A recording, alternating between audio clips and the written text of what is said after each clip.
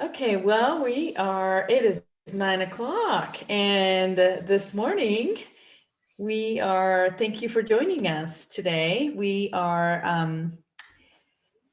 My name is Pamela Pereira, and I am the CEO of Media Savvy Citizens and the founder of Media Savvy Citizens.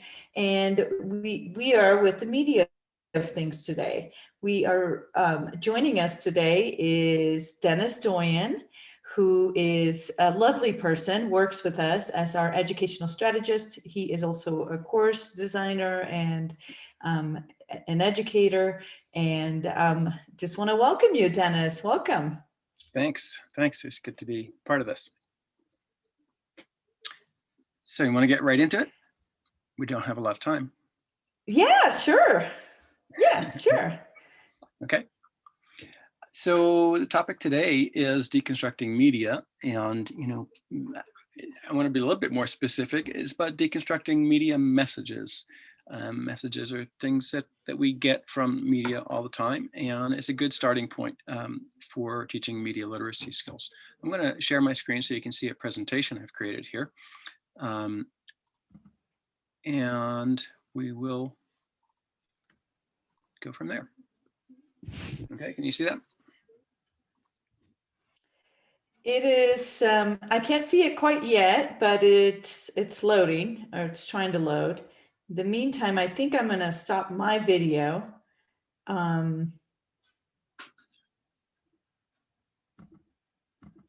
Okay, I can see it now. Okay, good. So this is what we're going to do today. I'm going to show you how you can quickly deconstruct a media message. And that's a really essential skill. First, start off, what are media messages? I define it as any kind of message that uses a medium to convey information between a source and an audience. So the different media are, as we know, like print-based media, books, magazines, newspapers, etc. There's electronic and other types of media like TV and radio, movies, video games. And of course, digital and online media, websites, social media, email, messaging, anything you do online. So those are the different media, right?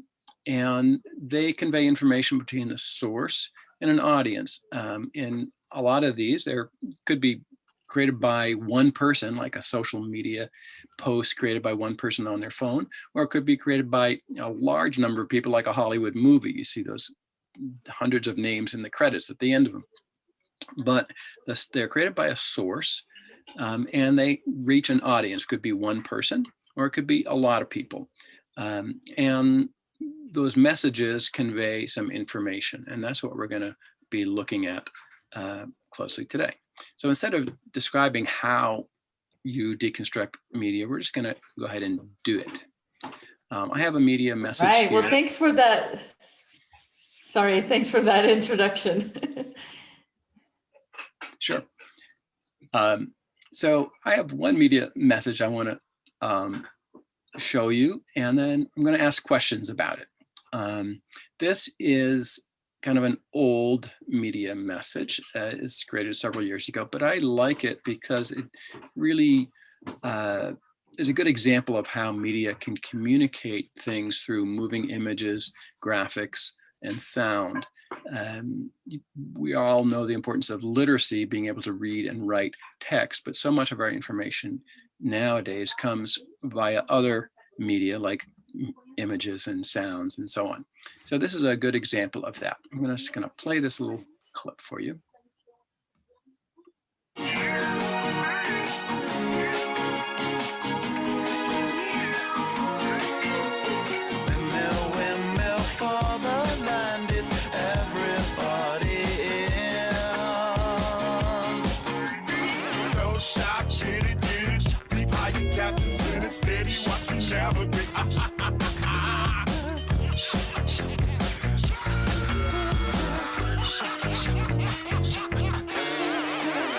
Okay, so that's it.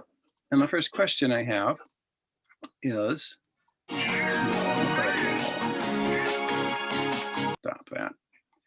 The first question I want to show you is right here. Whose message is this? Who created it or paid for it, and why? Pamela, what do you think? Whose message is this? Well, it looked like Apple created it. It Okay. looked like there was an apple at the end, right? So it was hard to tell for a while whose it was. But then I saw the logo, which is Right. interesting. Okay. Did it even say Apple? Did it Really? say? I don't think there were any words necessarily. Yeah. So what it showed you is that. Okay, but we've seen this logo so many times, we know what that means. We know Yeah. that means it comes from Apple, right? But it doesn't say Yeah. Apple anywhere, it just shows the logo. Right, so it's Apple, and they created it. Why do you think they created this? They are trying to make my life better. And it was really fun. They're trying to sell a product. They're trying to sell the iPod. Right, so it's not a big, surprise. This is an ad, and they want to make it look good so that you might want to buy it. Who is the target audience for this? And by that we mean not just who might see this, but who do you think Apple really wants to see this? And what are the clues? Like, Okay, so like the intended audience, like when Apple made this video, they were thinking of a specific person, right? Or a specific kind of types of age people, group, not possibly. So to me, yeah, it's young people who could be like in high school or college. okay. So young That, people. Why do you think it's it's like young somewhere. people? Why do you think young people are the target audience? Well, because of, I guess the clues would be the music, the colors, the way that the styling of this ad is, the way they're dressed, they're skating. It's not like they're at work in front of their computer. They Yeah. are having a good time, and they're it's a specific kind of person. Yeah. Right. Right. So the people in the ad, we can't really see them. We can see their silhouettes, right? But Right. they look like they're young, right? Look like you said, in that age group, high school, college age, 20s. I'm probably not in the target audience for this ad. My skating days are long over. I think it's a pretty cool ad, but I'm not probably in the target audience for this one. And like you said, bright colors and the style of music are also clues for who Apple wants to see this. Here's a good question. Am I in the target audience? Like I said, probably not me, but if I was a teacher in front of a group of high school students, probably many of those students would be in the target audience. What is the text of the message? Now, by text, we don't mean, in media literacy terms, we don't mean written words. We mean what we actually see and or hear. That could be written words, could be spoken words, could be photos, video, logos, design, music, other sounds. What actually, what are the elements that were put together to make this little media message? So give me some response here. What? Okay, I'm pretending that I'm a lot of different students and what they might say, right? And so the text is, I guess I'll speak first with the visuals, right? Because that's what draws my attention first. It's silhouettes of young people having fun, dancing, skating, with the white, oh look, like me, with the headphones that are very clearly seen, holding on to their device, breakdancing, Okay. dancing, And you didn't mention, but you mentioned it earlier, the bright actual color. song, like the actual specific lyrics of the song, which would be the literal text. It's hard to decipher, so I'd have to like kind of listen to it over and over again to understand what it is the lyrics are saying. Yeah. That song is by a band called Gorillaz. The song's called Feel Good Inc. And the lyrics are what we hear: windmill, windmill for the land. Is everybody in? Don't stop. Get it, get it. Peep how your captain's in it. Steady, watch me navigate. Ha ha ha ha ha ha. So probably the content of this message is not really in the lyrics of this song. That's good. It's probably more the feeling that the song elicits, that like who might be attracted to this kind of song, who might like that band. But besides these bright colors and these silhouettes and what we see these people doing, we see some words. iPod. Yes, iTunes. iPod and iTunes come together. Yeah, so to form like one thing, to form an experience. It passed by you and you didn't even register it consciously. And then we see some more of them dancing, and then you see this logo. And like I said, we know this is from Apple because we've seen it too many times. So all these things we talked about is the text of the message, the moving silhouettes of people roller skating and dancing, the white headphones with the wires, bright colored backgrounds, the words iPod plus iTunes, the Apple logo, the danceable upbeat music. That's all the text. Those are the things that the creator of this media message put together to create this little 30-second ad. And I want to point out that text is the same for everybody except for people with hearing or visual disability. Mm-hmm. Blind, obviously, you have a different experience. And if you're deaf or hard of hearing, you might have a different experience as well. But other than that, the text is the same for everyone. However, that's not the case with. Okay. However, it's not the case with the subtext of the message. And the subtext is really the meaning of this message. What is Apple trying to say to us? So in your own words, what do you think? What do you think they're trying to say?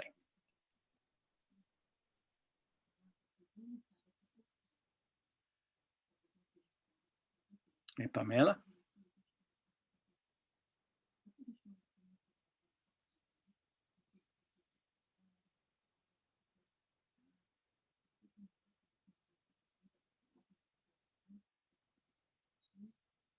Well, I don't know if you're still hearing me because I stopped hearing you. So I'm just going to continue. And here the subtext would be the possible meanings that you would get from this message. Someone might look at this and might think, if you have an iPod, you can listen to music while you skate. Someone else might say, if you have an iPod, you'll have a lot of fun.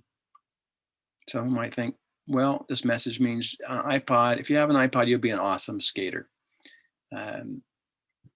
iPods are cool. Sort of some different messages. And the point is here that unlike the text, which is the same for everybody, the subtext is not the same for everybody. Everyone creates their own meaning from a media message. And I'm getting rid of these because I'm looking. Thanks, Denis. Okay, I got bumped off and then jumped.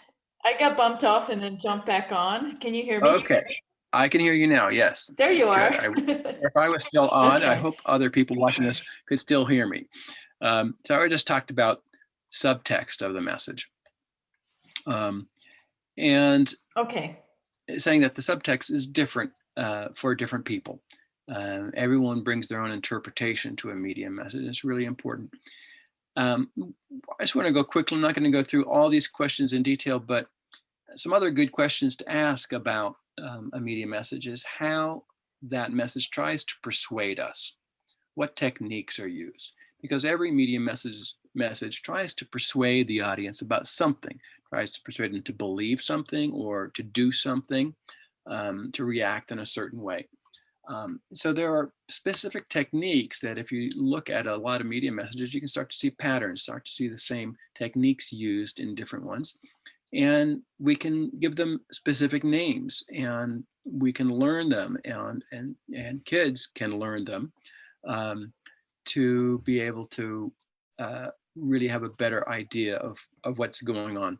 In this one, I will just say quickly that one of the techniques is named intensity.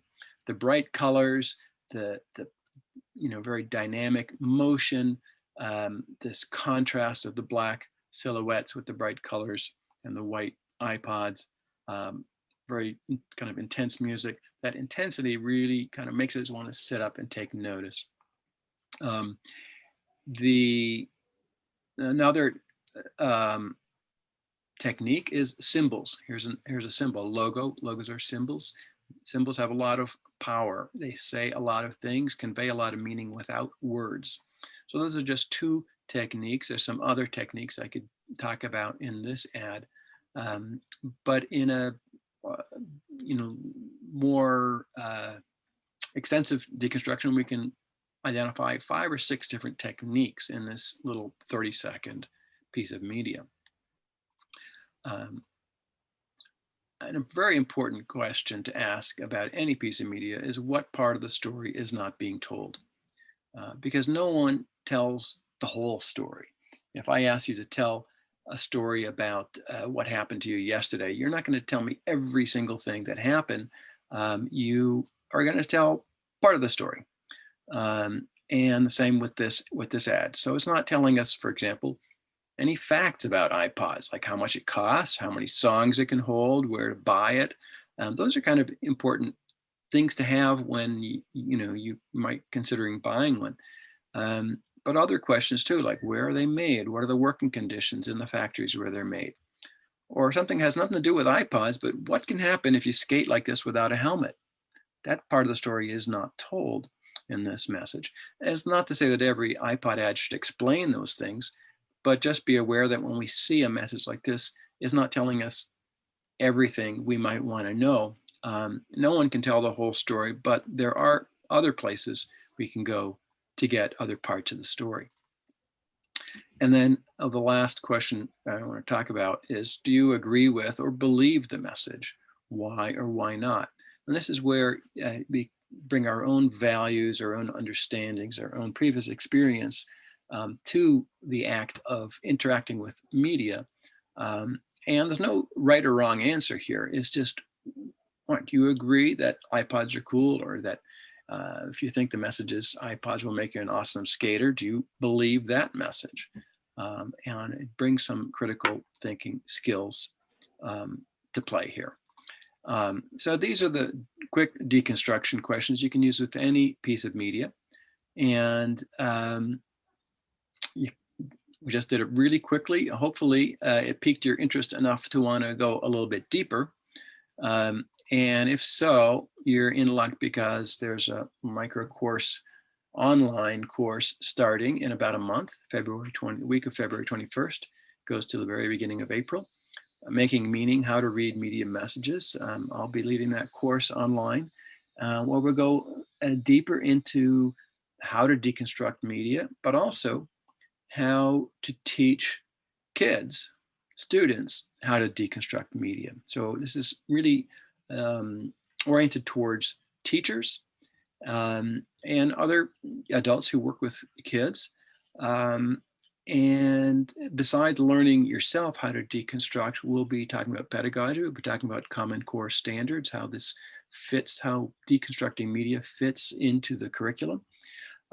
And you will also develop your own exercises or lesson plans that you can use with your students, with feedback from me, the instructor, and from Pamela, and from the other participants in the course. We will leave the course with a real solid takeaway, something you can implement in the classroom right away. So if you want more information, go here, mediasavvycitizens.com/course. We have a early bird special here, register by January 30th, which is coming up real close. you get 50% off, and I hope to see you in the course. What a lovely deconstruction, and thanks for talking about the course as well. It's coming up. I think it is such a great way to model, what we're looking into. And, through the course, I know we'll be digging way deeper and really discussing author and purpose and text and subtext and audiences and production and all of those things that we should be looking at when we read media. And reading media is really, helps us think critically about what we consume and what's being presented at us, whether it's a video or in whichever format it is. And in the course, I'm guessing that there's going to be more, like there are going to be a lot of different examples. Yes, and we'll That be will looking be, that teachers will be reading. And we'll also be looking at news, and we'll be looking at social media, which is really important to so many people these days. So using the same deconstruction skills, but with different kinds of media examples. Cool. Well, thanks so much for joining us today. This was lovely. It was super cool. I'm glad that anybody else who was out there joining us, thanks for joining us. It looks like our day is coming to a close now, or morning, with the Media of Things, which brings you bite-sized media-focused topics. And today's topic was an example